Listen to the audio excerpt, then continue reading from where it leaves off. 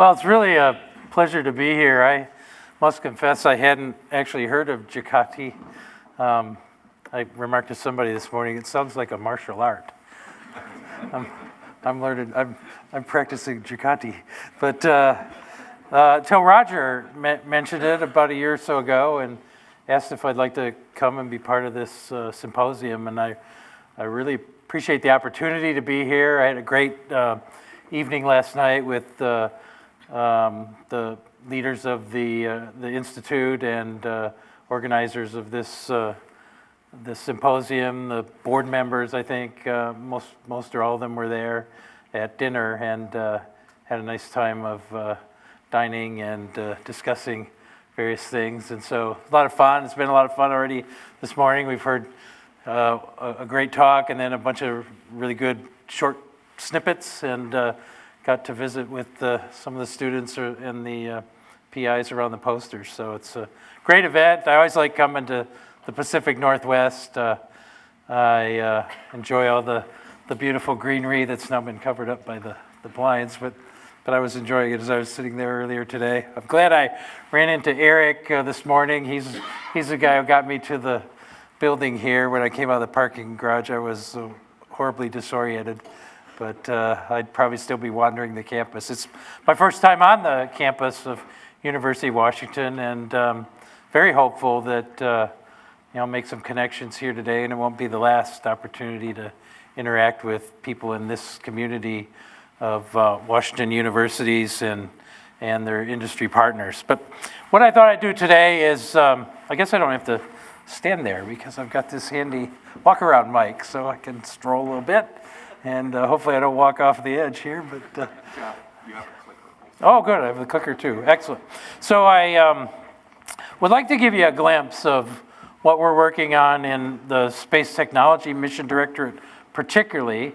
So NASA work, and a lot of it is done in collaboration with industry, most of it, including people who are in this room. And yes, I've worked with Roger on several different projects, especially when he was at Aerojet Rocketdyne. And so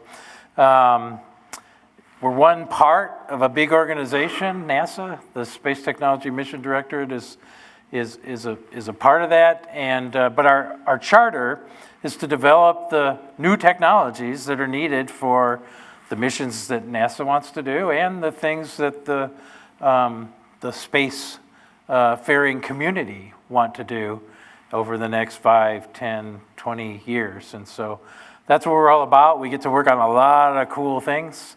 Sometimes I feel like in my job I have mental whiplash because I'll be spending the morning talking about a project that's some kind of advanced propulsion, and then the afternoon is some review on a project that's comm or navigation, and then tomorrow it'll be materials, and the day after that it'll be robotics or autonomous systems. And so there's a sense in which I don't get as deep into things as I used to, but I'm exposed and part of a broad enterprise. The word vast was in that write-up that Roger read, and it does seem vast at times. And so I'm not going to cover it all, obviously, but I'll give you a glimpse of what we're doing and talk about the significance of the things we have going on. So, I thought maybe I'd make a connection with JCATI. These are the principles, that we sort of live by in our mission directorate. Space Technology Mission Directorate, or the Exploration Technology Enterprise. We're looking to spark innovation, engage the brightest minds, enable exploration and discovery, embrace competition and public-private partnerships. Particularly over the last few years, the emphasis on public-private partnerships has been really significant. It's a big push by the administration to embrace that model and use it as much as possible in the things the government is doing. And so I looked at the JCATI website, and I can highlight a few words there, and I took these words pretty much right off the JCATI website, and it talks about innovation. Of course, it's engaging the brightest minds, and I've been talking to a lot of them already this morning. Public-private partnerships in terms of the universities and the industries, and so it's nice to have a connection. I thought maybe I'm from the wrong Washington to come to this meeting, but they're the one that's sometimes reviled, right? This is so, and also, when you look at our technology pipeline, we invest a lot in this middle area here, which is what we call technology maturation. You can think of it in terms of early stage innovations, maturing the technology, and then demonstrating the technology. It's sort of a development, demonstration, kind of, you can think of it in three D words: discovery, development, and demonstration. And so, but I think this mid-TRL is where JCATI likes to live too, trying to develop things that have come out of the research stage or are emerging out of the research stage, ready to be put to the test and delivered to customers for implementation into aerospace systems. And so we're trying to get our technologies through this pipeline. It's hard sometimes to push things through, and you reach these so-called valleys of death, which are you get it to a certain stage, but it doesn't seem ready to be picked up by a big program. And so who's gonna push it through the last few miles that it needs to go before a program is ready to pick it up? And so that's why Space Technology Mission Directorate exists, to try to advance these technologies. And I think it corresponds very nicely to the goals of the Institute here. Well, I think I would never get invited back if I show an org chart like this. So I'm going to dispense with it really quick and just show this little middle part of the org chart of NASA, only to point out that, as I mentioned, that Space Technology Mission Directorate is a part of a big enterprise. We actually, the budget of this chunk is like 1/10 of the budget of this chunk. But these are the four major chunks of NASA. Aeronautics Research Mission Directorate has a budget kind of pretty comparable to space technology. Human exploration, those are the guys who do the big rockets, the spacecraft, the space station, launching crews to the space station, taking cargo to the space station, all of that stuff. Of course, Science Mission Directorate. I worked for NASA for, 15 years or so before I went to headquarters, and then got exposed somewhat to the vastness of the Science Mission Directorate. It's really quite impressive. They currently have 60-something active missions. Before I went to headquarters, I could have named maybe 5. Well, there's a thing that just flew by Pluto, and there's a Hubble telescope, and aren't there some rovers on Mars? But it turns out there's a whole huge enterprise that includes Earth observation. There's about 13 or so spacecraft doing Earth observations. And so, anyway, so that's how we fit in, Space Technology Mission Directorate. We can walk down memory lane here, take a little stroll. And some of us have been on this trip for longer than others. But if we look at how, we were having a great conversation at dinner last night about, how changes in policy affect what we do in the government. We work for a guy called the President of the United States. And, when he says, hey, this is what we're going to do, then, well, we, try to go off and execute that thing. And so it changes over time. And I just went back to 2004. You could go back, all the way to the 1960s, I guess, on this sort of thing. But just to show you how policy influences what we try to implement. And we've had a significant impact from a policy that was just announced last week. And I'll get to that. But, some people remember back to 2004, the vision for space exploration. Hey, we're going to set up this big architecture to go to the moon, and we're going to use that as kind of a proving ground to develop systems that ultimately will be able to take us farther into space, into into deep space from cislunar space, use it as a stepping stone, as it says there. And so this program called Constellation was stood up. And so Roger mentioned that I was the chief engineer on the Orion launch abort system. Orion was the crew capsule and has a launch abort system. And what that thing's designed to do is yank the crew capsule out of there in case something's going wrong with the launch vehicle, anywhere from while it's sitting on the launch pad all the way up to essentially when they're getting ready to drop the first stage and kick off the second stage of the launch vehicle. So basically from the launch pad to the edge of space, this thing fires up and yanks the crew capsule out and flies the crew to safety. It's a pretty cool system. It's got 3 big solid rocket motors in it. They're vastly different in their function and so therefore their design. And really enjoyed being part of that. We were 2 weeks from the first test of that system, first big test of that system, integrated system test. We called it Pad Abort 1. In those days, there were going to be 2 pad aborts and 3 aborts off a flying rocket. That ultimately got pared down to 1 pad abort and 1 test called an ascent abort off the flying rocket. So, and they haven't done the ascent abort test quite yet, but they're gearing up for that sometime next year or so, I think. So here we are, 2 weeks. We got this thing all integrated. It's in the New Mexico desert at White Sands and on the Army range there, and that's where we're going to test it. We're going to simulate being on the launch pad on top of we actually had a boilerplate Orion crew capsule, had this thing attached to the crew capsule. We're going to fire it up, pull the crew capsule out of there, and ultimately you reorient the crew capsule, jettison the launch abort tower, let the crew capsule drop to safety on parachutes. And so great test. We were really looking forward to it. We felt like it has half a chance of working, I think.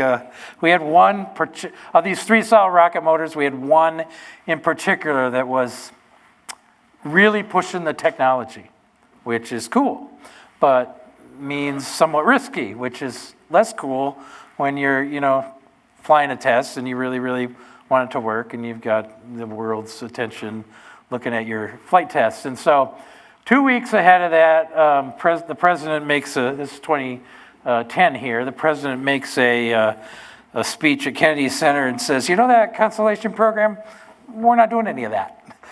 And so we spent a week or so asking each other, we still going to fly the flight test? Because Orion was canceled.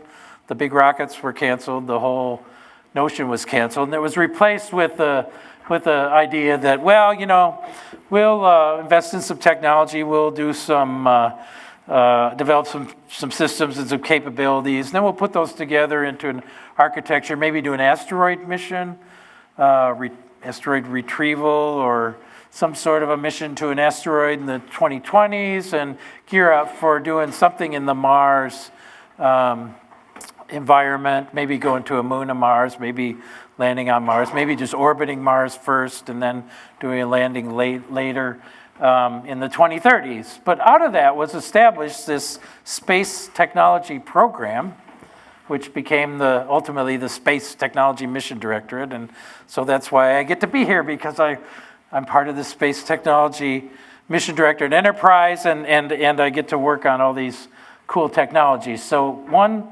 benefit of that was the recognition that, look, if we're really going to be serious about developing new technologies in a big organization like NASA that has a lot of large programs with large budgets and large hardware development and large challenges. So you can say, in my human exploration mission directorate, that's building a huge rocket and it's building a spacecraft and it's maintaining the space station and doing all of those things, I'll carve out some money for technology.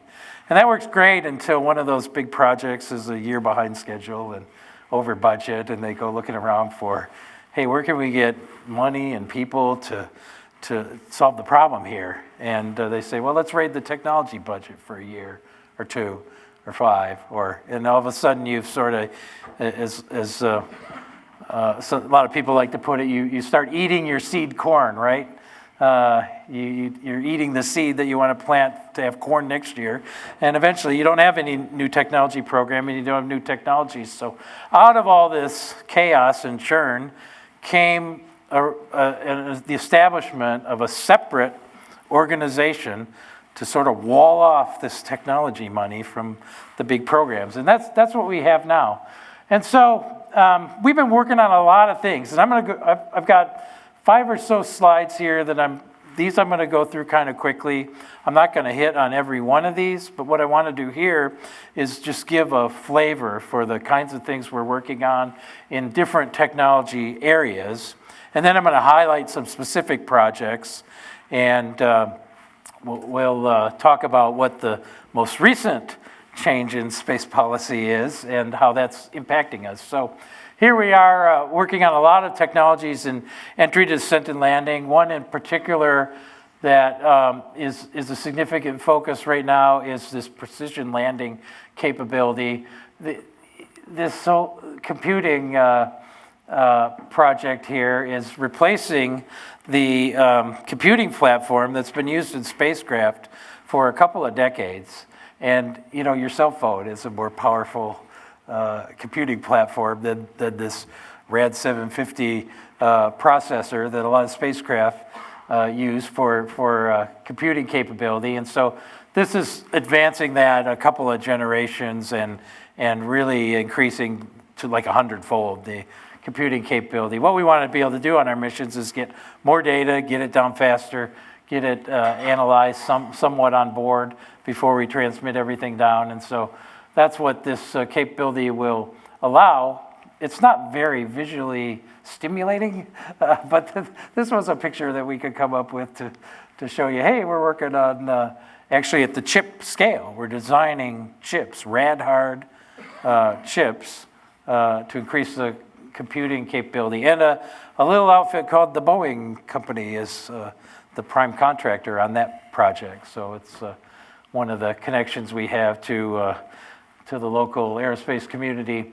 But we need that thing to do the precision landing on, and this is a test vehicle out in the California desert where we're flying some of this hardware and testing out how it works. We need to be able to land very precisely. When we set up base on the moon or Mars ultimately, we need to land different infrastructure elements within proximity of each other. And so the precision with which we make landings has to increase, and so we're developing technologies to do that. We also have some interactions with a lot of industry entities that are building landers, including locally here, Blue Origin. We have a project or two with them on some of the things that they're trying to do in their lander design. We have projects in comm and navigation. Particularly big area of emphasis is optical comm. So laser comm or optical comm, increasing the data rate that we get from space to Earth. And we have a near-Earth optical comm project. This thing here called Laser Comm Relay Demo is going to fly in the next 2 years or so. And then this project here called Deep Space Optical Comm, that's going to fly in the next 2.5 years or so. That one's going to fly to an asteroid called Psyche on a mission called Psyche as a hosted payload. So Science Mission Directorate has started a process by which they host a lot of our tech demos on their missions. So they don't rely on it necessarily for the core of the mission. They can use the technology if they have an interest in doing that, but we can demonstrate the technology along the way.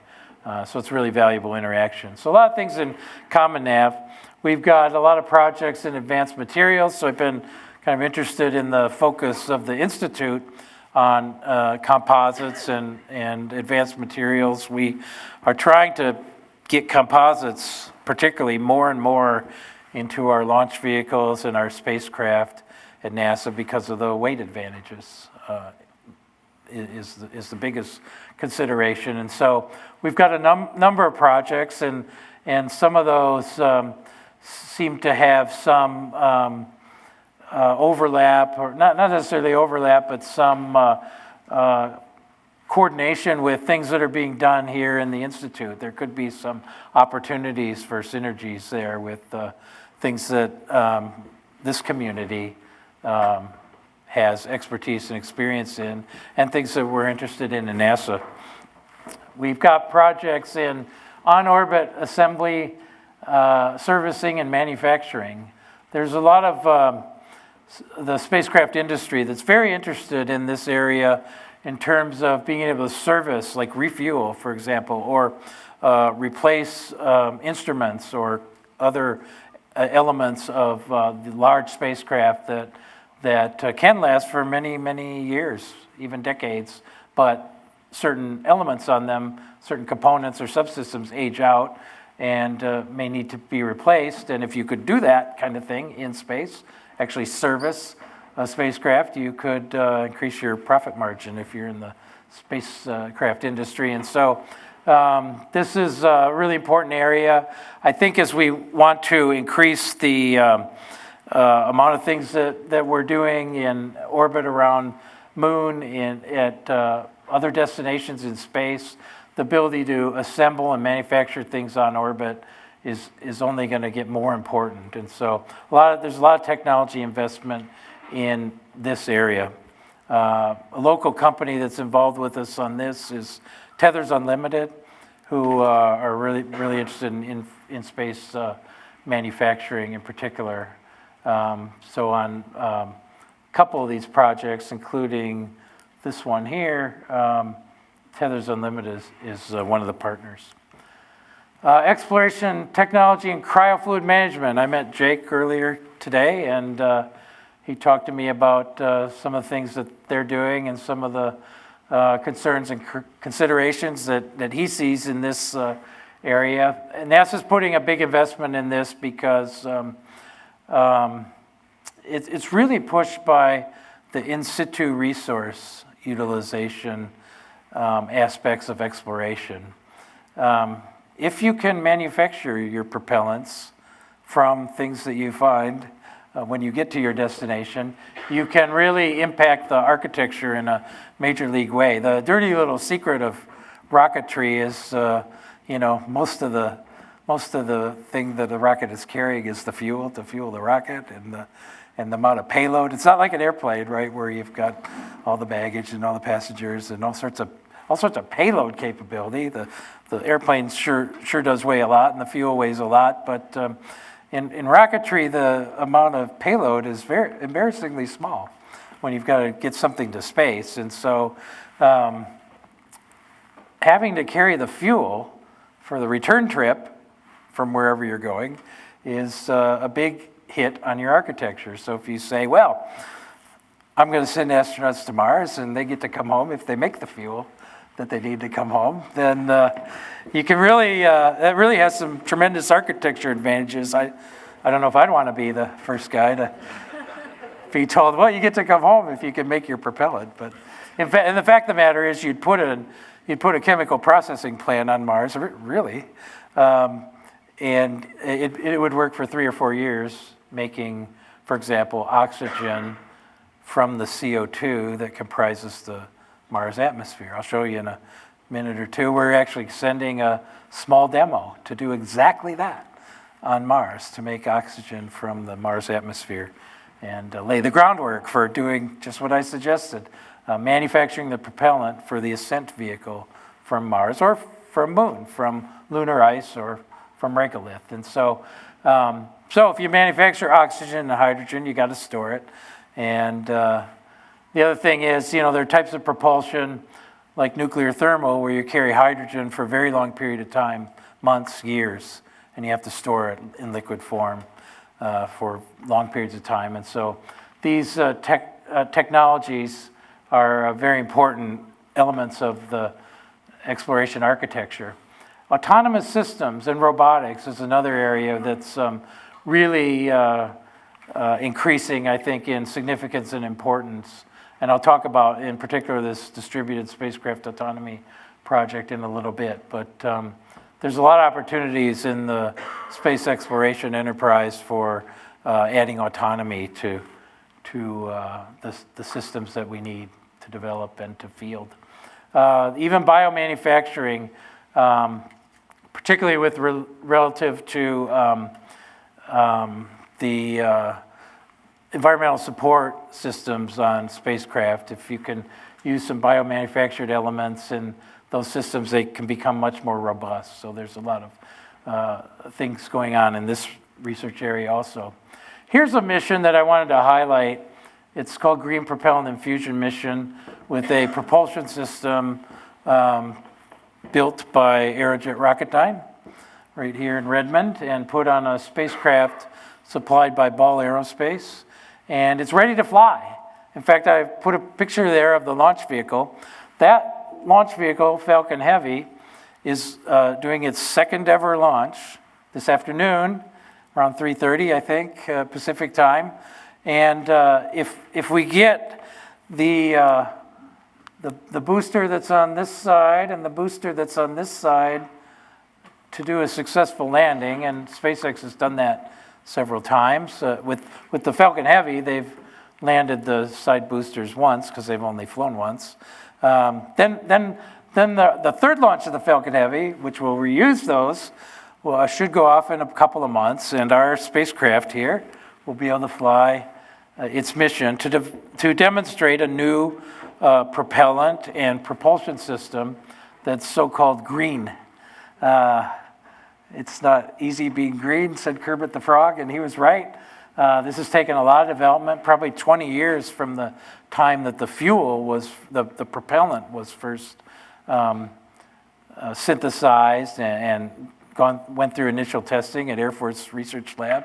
I was the branch chief in the branch that developed this propellant, and I gave it a kind of stupid name because our chief engineer came up and said, you really ought to develop a code name system for these propellants. So we quick developed one, and so this propellant has the very delightful name of AFM 315E, because the date 315, March 15th, was significant in the life of somebody who'd been one of the developers, and E because there were different formulations. And so anyway, I always wished we'd have come up with a nicer name for it because it doesn't exactly roll off the tongue. But anyway, we're going to get to fly this stuff in space. This spacecraft always reminds me of the flying toaster. I don't know why. I guess it shows my age. Maybe one of the original screensavers. Deep Space Atomic Clock. Now, this isn't the most visually compelling thing, but everyone I think understands that navigation and timing are intricately linked. About was it maybe a decade or so? The book Longitude and there was it kind of made a big impact, and people seemed to kind of rediscover the impact of clocks on navigation. And anyway, so we've developed a clock that loses a second about every 11 million years. So it's pretty precise. And there are clocks like this that have existed a long time, but they're racks of equipment in a lab. So the innovation here is packaging it for spaceflight. In fact, we find that the big challenge for all of the technologies that we develop and get to the point where we think we're ready to demonstrate that technology is actually packaging it and implementing it for actual space flight. You think you know how to do that, and you think you know how that's going to go, and then you get in it and find quite a variety of challenges. And we found some here, but there are some proud program folks standing next to their atomic clock, which is being integrated into the spacecraft. And so it's a hosted payload on a spacecraft supplied by Surrey, and that will launch on the same Falcon Heavy that's going to launch the thing I showed you previously. Here's our little box. Isn't it beautiful? It's gold, too. It's worth way, way more than gold.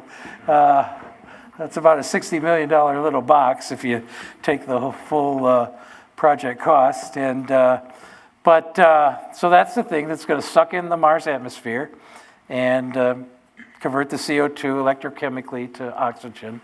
And it's going to go on the Mars 2020 rover, which is pretty much a copy. It's got all different instrumentation, but the chassis and the kind of guts of this thing are pretty much a copy of the rover that's up there called Curiosity. Been on Mars for several years now, and that's where our little box is going to go. And there's the intake for the electrochemical system. And so we're going to run the first ever in situ resource utilization experiment on another planet. And this launches in 2020. So really very excited about this project. They encountered one heck of a lot of technical challenges packing their technology for space flight. And there it is, being integrated into the rover. And I think that's the project manager. Pretty sure that's Jeff Maelstrom standing there. So that's what that looks like him. So really awesome. You can, if you go to JPL, you can go up in this gallery and see what they're doing down in the spacecraft assembly room, and it's pretty impressive. So we're very, very happy with that. We've been working a lot on high-power solar electric propulsion, getting the capability of the thrusters up into a range like 12 and a half, 13 kilowatts to propel something like a vehicle here. This is a concept for the power and propulsion element. Industry will build that. I think an RFP has gone out for that. Maybe the proposals are even in. And so someone will be selected to build this. This is another Aerojet Rocketdyne development of this EP system. They'll deliver what's called EP strings, which is the propellant flow control, the power processing unit, and the thruster. I've shown just the thruster here. I used to joke that EP people give these presentations, right? And they always show you something that looks just like this. And I used to joke there was only ever one picture, and everybody shows it over and over because they all look alike, right? It's a blue blue glow. It must be great. The thruster must be working. Look, it's a blue glow. And so I put the required blue glow picture in my talk to show you this thruster really works. Here's our little blue glow too. Xenon's the propellant for this. And so this will be a flight demo of the power and propulsion element. The power and propulsion element is key for what NASA is calling the Gateway, which is a orbiting command module / mini space station about the moon that is part of the architecture that's being developed for the lunar campaign. We've been working on fission systems, fission surface power. If you want to go to permanently shadowed regions on the moon, you need some sort of power source, especially if your desire there is to, survive the 14-and-a-half-day lunar night. So it's night for a long time. It gets very, very cold, like I think 100 K or something like that, and negative 270 C Fs, I think. And so we've been developing fission power systems for Moon or Mars.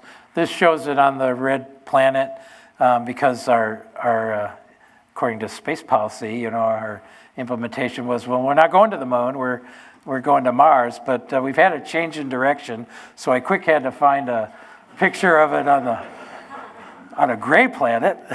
So I was able to find one, which is good. And this last picture shows that this thing has actually been tested at the Nevada National Security Site, which is a pretty cool place to go. They have people with big guns. And you go through an incredible amount of security to get to the test facility where these tests are done with these massively thick walls of reinforced concrete and then a ceiling that has this kind of catenary structure with 40 feet of gravel. And if something were to go wrong, the force of the blast would go up, and this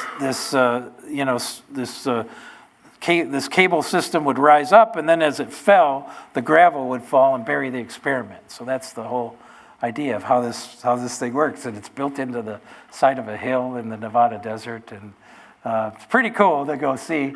You kind of feel like you're in a Schwarzenegger movie when you see all the security guys around with the big camouflage and the huge guns and stuff, but they look like commandos. But it's where we hold the country's supply of plutonium and a lot of highly enriched uranium. And so anyway, so we've done a test of that and are looking for an opportunity to fly it to the moon as a tech demo. We've also been working on nuclear thermal propulsion. These elements here with the big, looks like tanks. Well, yeah, those are hydrogen tanks. And so we'd be storing liquid hydrogen for long periods of time and using the hydrogen to flow through a nuclear reactor and heat it up and then expand it out a nozzle to convert that thermal energy to jet kinetic energy and propel the rocket there, the spacecraft. So I show that about Mars, and I didn't find a thing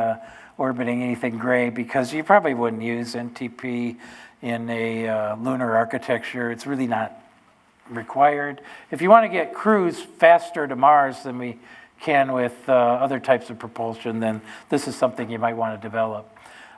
We had a discussion last night about swarms and constellations and autonomy, and I want to make sure I'm not going to run out of time here. I need to wrap up here. But so I put in a couple of slides about swarms and constellation. A constellation, like the GPS constellation, as you see there in the top, is spacecraft that are individually controlled, whereas a swarm is spacecraft that are controlled as a unit. And I put this kind of cool video here. Let's see if I can make it work here. Of starlings. We call our flight demo Starling. And it's amazing that they can do that and that you don't see a bunch of starlings with concussions on the ground, after that happens. But seems like they work it out in some way. And so what we're trying to do is take some spacecraft and control them as a unit. To do that, we have to put distributed spacecraft autonomy. So we have a project called that. And I was able to grab a slide describing that project last night. And we're going to put that on the flight demo with 4 12U CubeSats and try to implement this distributed autonomous control where they talk back and forth to each other. Another implementation for autonomy is adaptive caretaking of habitats and other architecture implementations that you have to put on the surface and leave for long periods of time, possibly even untended for as much as years at a time. And so we have a project that's developing what's called autonomous and adaptive caretaking of assets in space.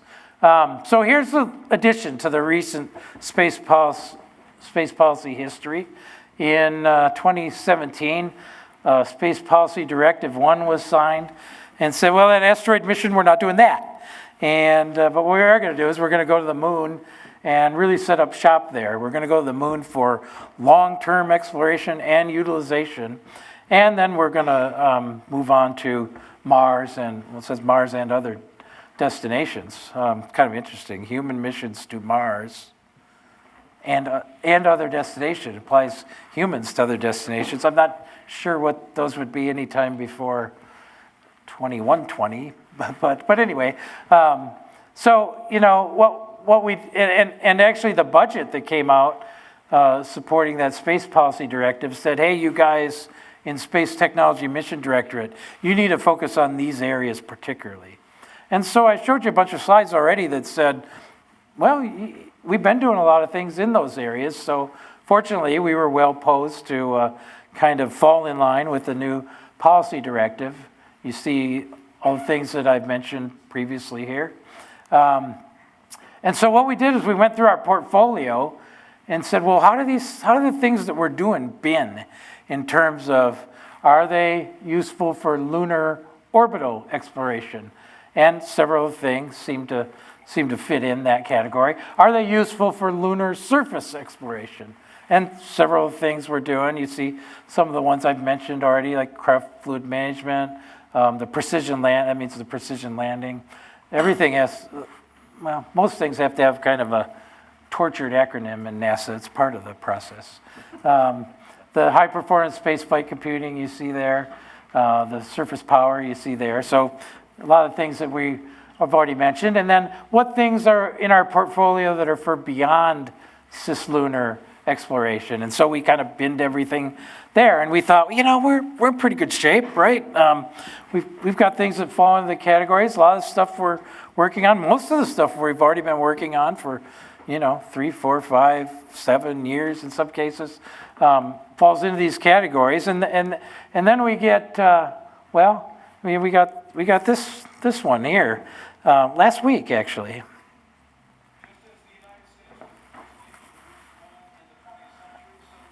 I don't know if I can turn it up.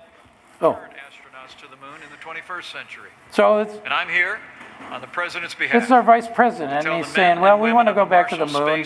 And in fact, we want to put... And the American people. There we go. That at the direction of the President of the United States, it is the stated policy of this administration and the United States of America to return American astronauts to the moon within the next 5 years. Next 5 years. And let me be clear. All right, we can stop it there. So he says, that moon thing, we're really serious about that. And not only that, we want it to happen fast. And so we're already looking at our portfolio and asking, okay, what technologies can we get on near-term moon mission? And the answer is not much, right? If you want to be on the moon in the next 5 years, you need to be at, PDR, preliminary design review level with your technology. It needs to be at TRL 6. Now. So there's not a lot of things that are in the development pipeline that are going to go on the first moon missions if that timeline holds. And well, they're serious about it, and our NASA administrators said, "All right, we're gonna fall in line with that." If we look at this, it says boots on the moon in 2024. I found this really compelling image. I like it a lot, actually. I mean, you see the Milky Way there. You see the Earth in the background. You see these astronauts. Then I found this image, and it kind of struck me in a way that I thought, this guy here, he probably should have spent more time at the gym. And then I thought, it gives hope for maybe my childhood dream could still come true, right? I could, if a guy could look like that, sign me up, right? So I really thought that was interesting. I mean, maybe it has something to do with a newfangled spacesuit. I guess the space camera adds 30 pounds. I don't know, but anyway, I thought, we really ought to go back to this. So, boots on the ground by 2024, and then a sustainable presence by 2028. We're going to the moon to stay. And if you look at this picture, it really looks fanciful in terms of the habitats that have been constructed out of regolith, at least using the regolith for shielding there. All sorts of assets you see on the moon. Is it going to look like that by 2028? Well, no. But is a sustained presence on the moon ultimately going to look something like this? Possibly. So here are the priority technologies given that new direction for spaceflight demonstration in the near term. You can see I've already hit on every one of these. And so, except really for this one, I'll admit, we're scrambling in space technology right now to try to determine what's the right roadmap for in situ resource utilization. I mean, it involves, extracting resources from the regolith. It involves the lunar ice. There's evidence that there's tremendous deposits of ice in permanently shadowed craters on the moon.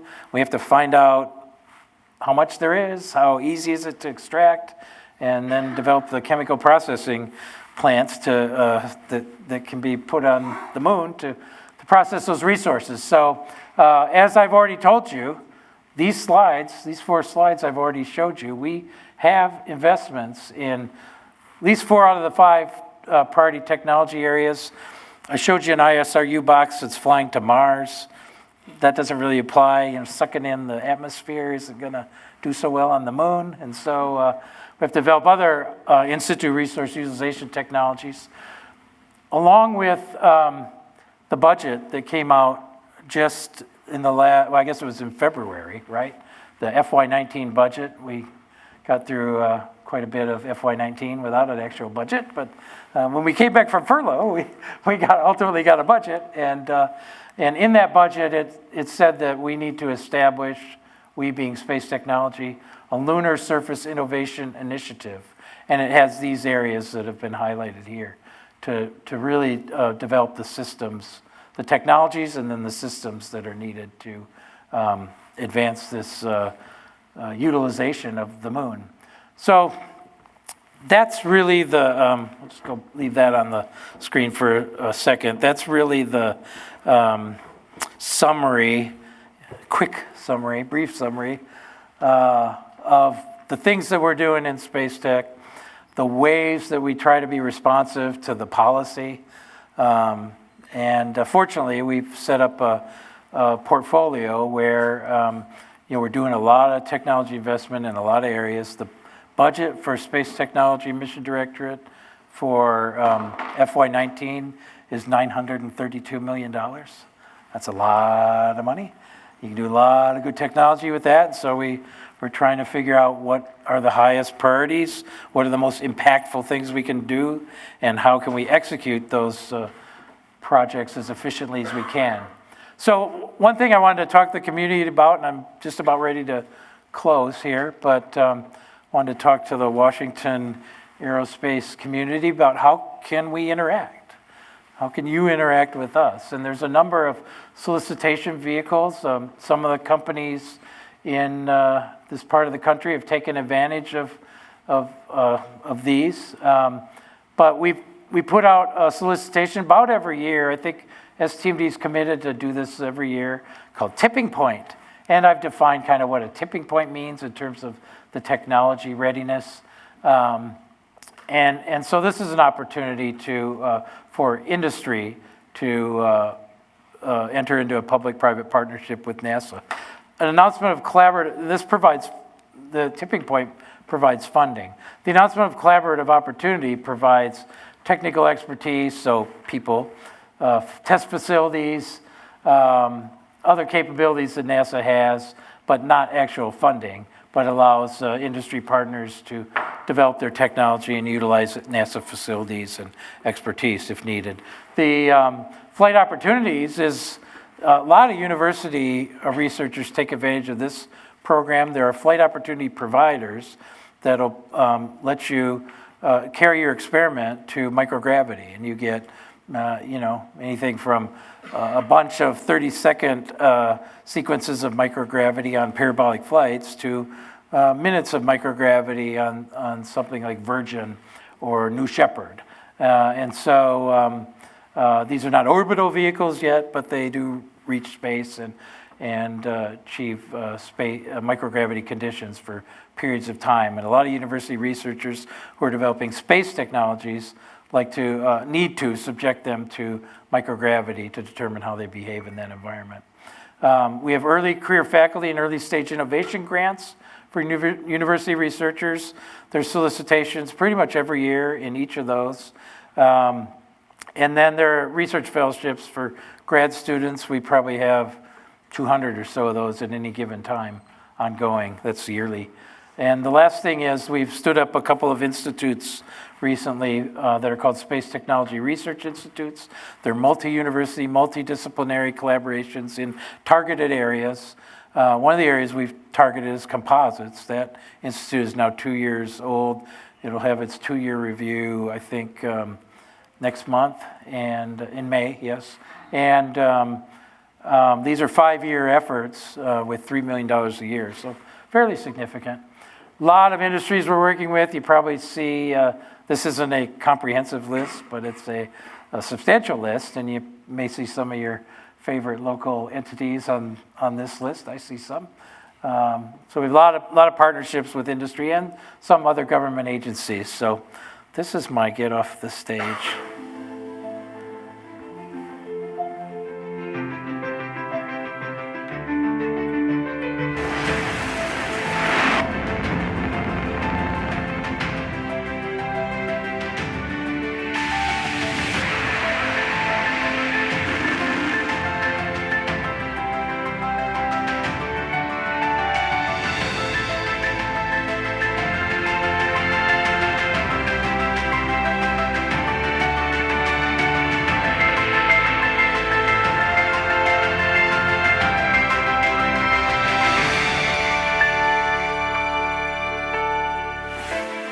That's not a weapon, by the way.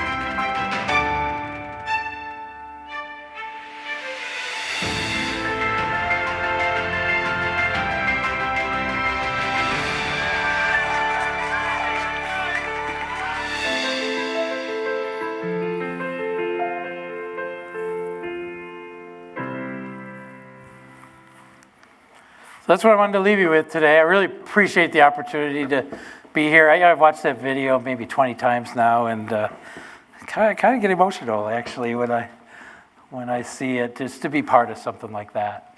And I think everyone in this room can be proud to be part of a aerospace enterprise like we have in this country, and be contributing to all the things that advance the interests of this nation and in aeronautics and space. And I'm really grateful to have been invited here to interact with all of you, and really appreciate the work that JCATI is doing, and glad that I've been exposed to it. Thank you for listening to me. Appreciate it very much.